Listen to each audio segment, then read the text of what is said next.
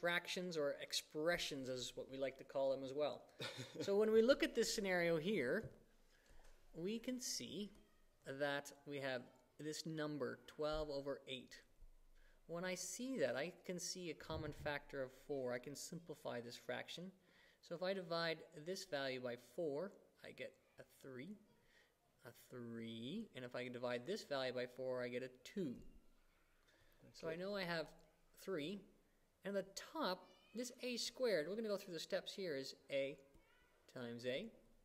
And b, the fifth, is b times b times b times b times b. I think there's 5 there. Yep. Should be. And then on the bottom, I get 2 times a times a b times a b times a b. And so, what are we going to do now then, Mr. Cole? Okay, well we can divide the top and bottom by b, which cancels out a b from the top and a b from the bottom. Because this value is 1, right? It just cancels away. It becomes a 1, yeah.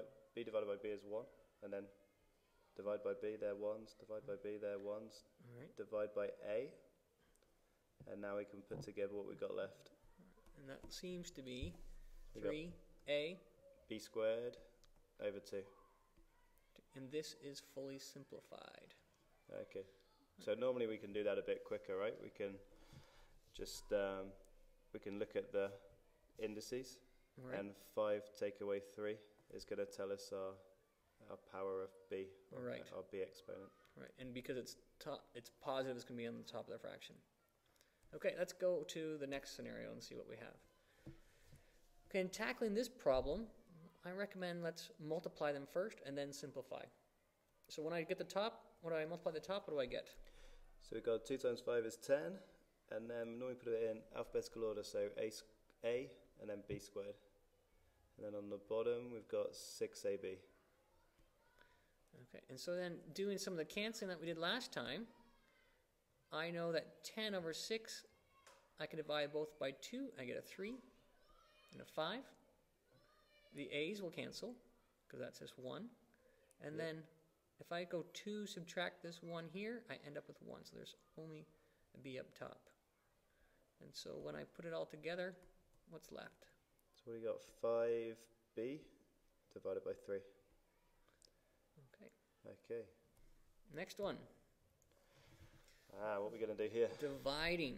Well, dividing, when I divide, I like to change it to multiplying instead, since that's how we do fractions better. So I'm going to change that dividing to multiplying. To do that, I flip the fraction. The reciprocal is the nice math word. So dividing by b over 5 is the same as timesing by 5 over b. Okay, great. And so now when I multiply this, I get 5ab over 2b. Whoop. Oh, I said b. I said b and I wrote a. Let me fix that.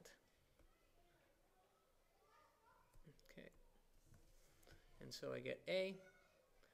Now what do I have to do? Let me do b. B. Yep. 2 times b is a 2b. You're getting ahead of yourself. You know those b's are going to cancel out, right? I am. I'm going to get rid of the b's. It's causing me grief, that particular b. And then we end up with a 5a over 2. Nice. Okay. All right. So now we have 3 fractions here to put together. I recommend let's do the multiplying first, simplify it, and then do the division afterwards. So if I multiply these two together, the top of my fraction is 16a over 15a. And I have this, and it's going to divide still by 8/3. So simplifying that thing here, I can cancel out a's. Does the 16 or 15, there's nothing common in there, so I leave it as it is. And so I have my 16 over 15 divided by 8/3. Let's change it to multiplying. So I have the reciprocal. And I can simplify this. Now, one of the tricks that I know, multiplying 15 times 8 is tricky for me. But I do know that 8 and 16 can simplify. If I divide this by 8, I get a 1. If I divide that by 8, I get a 2. which is basically saying 16 over 8 is the same as 2 over 1. Same thing over here, that's a 1. That is a 5. And when I multiply the top, 2 times 1 gives me 2, and 5 times 1 is 5. Is that how you would have gone about doing this, Mr. Cole, or do you have any other way?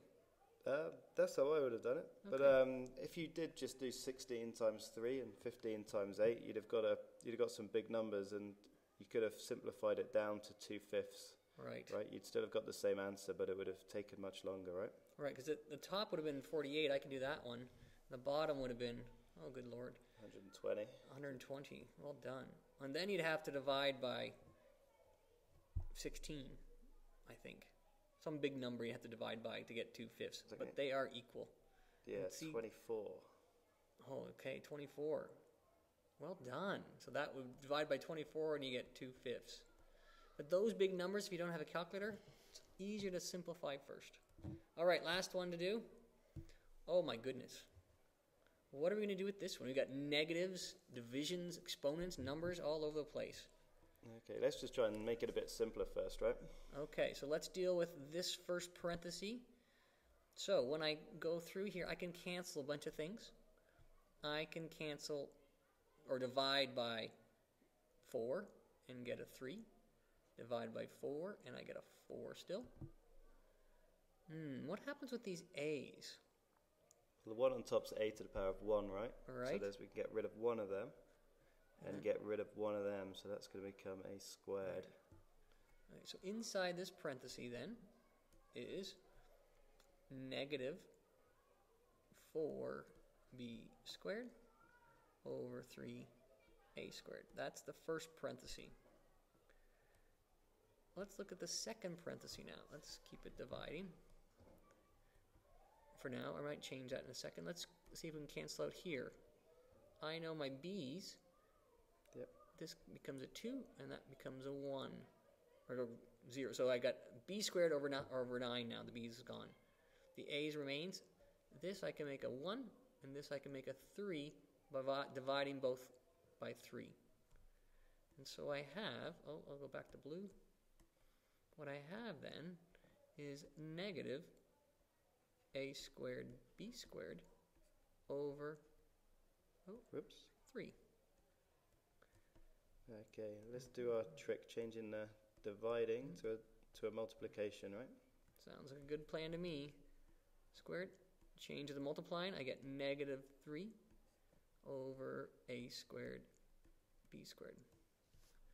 All right, bringing everything together, the negatives cancel, so I get 12 b squared when I multiply the tops of the fraction over 3a to the 4th, because I add my exponents, b squared. Doing some canceling now. Those go away with that. This becomes a 1 when I divide by 3. This becomes a 4. And so what's left over? Yes, we're at the end. We get 4 over a to the 4th. This is fully simplified. Tricky. Tricky indeed. No, where's your stop button go? Oh, we lost our stop button.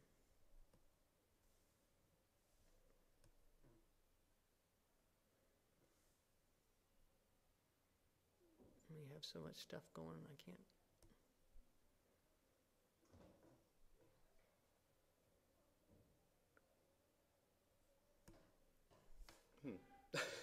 What's that? Let me think here for a second. System preferences?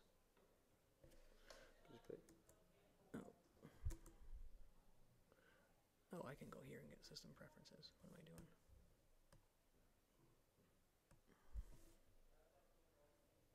Oh, I can do it an easier way, I think. Let's say date and time preferences, we're going to turn them off just for a moment.